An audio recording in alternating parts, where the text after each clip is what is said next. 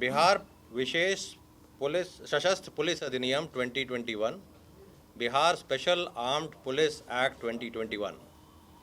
यह अधिनियम राज्य के विकास एवं व्यापक हित में कार्यरत बिहार सैन्य पुलिस को एक समर्पित, प्रशिक्षित, कुशल, पूर्णतः सुसज्जित एवं मल्टी डोमेन सशस्त्र पुलिस बल के रूप में विकसित करने के लिए बनाया गया है। आपको जानकारी है कि राज्य के महत्वपूर्ण प्रतिष्ठानों जैसे बोधगया में स्थित विश्व धरोहर महाबोधि मंदिर, दरभंगा हवाई अड्डा, इन सब की सुरक्षा बिहार सैन्य पुलिस को समर्पित की गई है। इसी के लिए वर्ष 2017 में 2 वाहिनियों का सृजन इस तरह के औद्योगिक प्रतिष्ठानों, अन्य प्रतिष्ठानों की सुरक्षा के लिए किया गया था। और इस तरह के अन्य भी जो महत्वपूर्ण प्रतिष्ठान आगे भी आवश्यकता होगी, क्योंकि बिहार एक विकासशील राज्य है और लगातार विकास के क्रम में नई संस्थाओं, नई प्रतिष्ठानों की आवश्यकता के अनुसार, जैसे नया पटना मेट्रो बनने वाला है, उसमें भी आवश्यकता होगी। और केंद्रीय औद्योगिक सुरक्षा बल के तर्ज पर बिहार सैन्य पुलिस की भी 2 वाहिनियाँ इसी काम के लिए बनाई गई हैं और इन्हें केंद्रीय औद्योगिक सुरक्षा बल एवं अन्य राज्यों में इस कार्य हेतु जो शक्तियाँ प्रदत्त हैं, उसी के अनुरूप बिहार सैन्य पुलिस को भी इसी तरह की शक्तियाँ दी जा रही हैं। जैसे कि वारंट के बिना गिरफ्तारी, तलाशी की शक्ति।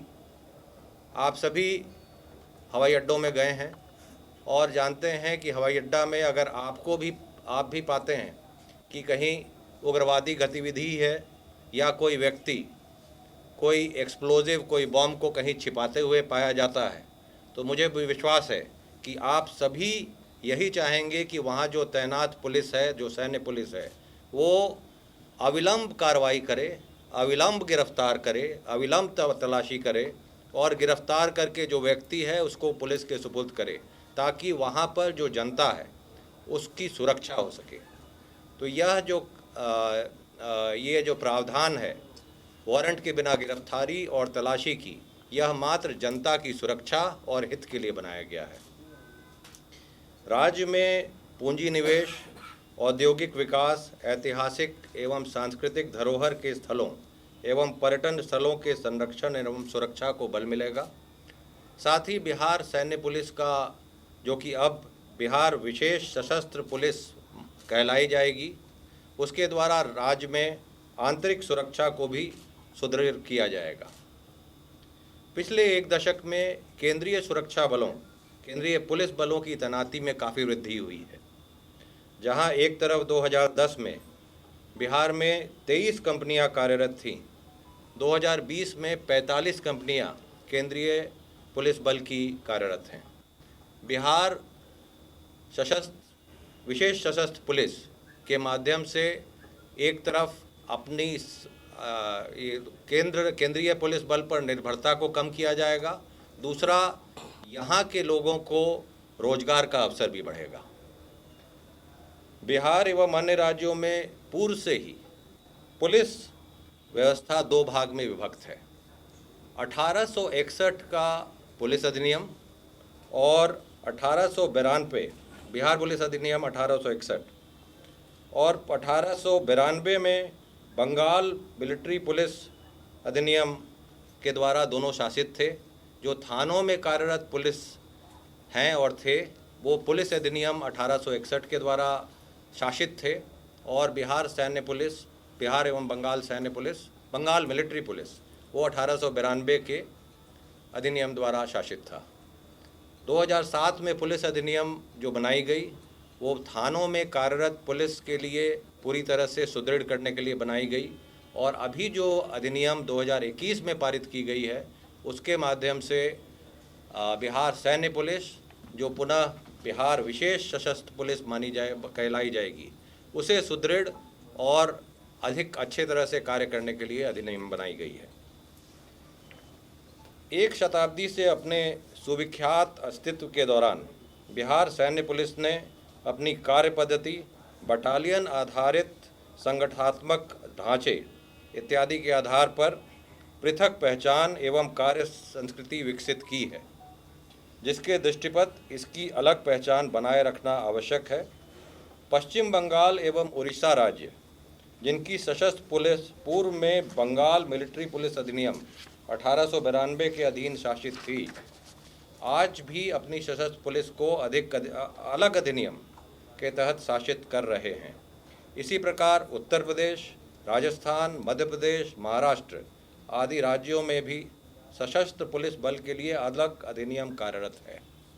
मैं इस अधिनियम के धारा 3(1) को पढ़ना चाहूँगा, जिसके अनुसार विशेष सशस्त्र पुलिस लोक व्यवस्था का संधारण, उग्रवाद से मुकाबला, विनिर्दिष्ट प्रतिष्ठानों की बेहतर संरक्षा एवं सुरक्षा इस तरह सुनिश्चित करेगी जैसा कि अधिसूचित हो, और साथ ही ऐसे अन्य कर्तव्यों का निर्वहन करेगी जो सरकार द्वारा अधिसूचित किया जाए। बिहार सैन्य पुलिस को बिहार विशेष सशस्त्र पुलिस के रूप में पुनर्नामांकन किया गया है। उसके कई कारण हैं।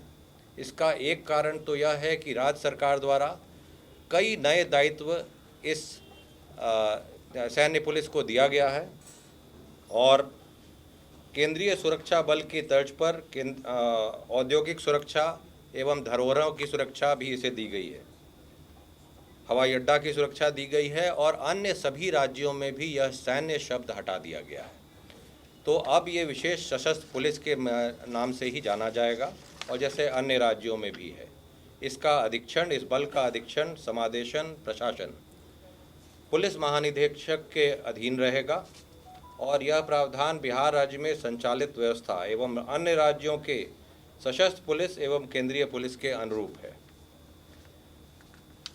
यह आज हम स्ट्रेस करना चाहेंगे कि इसमें जो प्रावधान किए गए हैं, इसके जो बल है, एक विशेष बल है जिसे विशेष ड्यूटी दी जाती है, उसे अपनी और जनता की सुरक्षा की ड्यूटी दी जाती है, और एक ट्रेंड और किसी भी समय कॉल अप करने लायक एक बल बनाई जा रही है।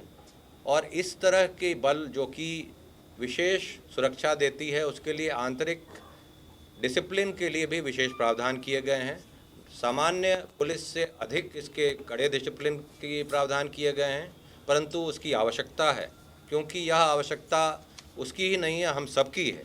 जब सुरक्षा की आवश्यकता पड़ती है और विशेष सुरक्षा की आवश्यकता पड़ती है, तो हम सभी इस तरह के बल को चाहेंगे जो कि अपने में डिसिप्लिन्ड हो, और वो हम इतना डिसिप्लिन्ड हो कि जब आवश्यकता हो तो हर तरह के जो देशद्रोही हैं, उग्रवादी हैं, उनसे लड़ने के लिए पूरी तरह से तैयार हो। मैं आप सभी से अगर कोई प्रश्न हो तो हमारे साथ पुलिस महानिदेशक हैं, हमारे साथ बिहार विशेष सशस्त्र पुलिस सेवा के महानिदेशक हैं, और जिला पदाधिकारी पटना और वरीय आरक्षी अधीक्षक पटना है। किसी को कोई प्रश्न है तो आपका जवाब देने के लिए हम तैयार हैं।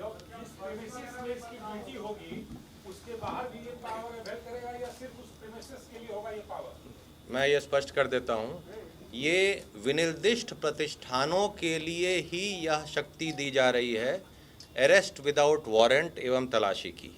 ये बिल्कुल वैसे जगह पर जैसे हवाई अड्डा है, दरभंगा हवाई अड्डा है, बोधगया टेम्पल है, या कोई अन्य नए प्रतिष्ठान जो विनिर्दिष्ट किए जाएं राज्य सरकार के द्वारा, वो भी राज्य सरकार के द्वारा विनिर्दिष्ट होना चाहिए।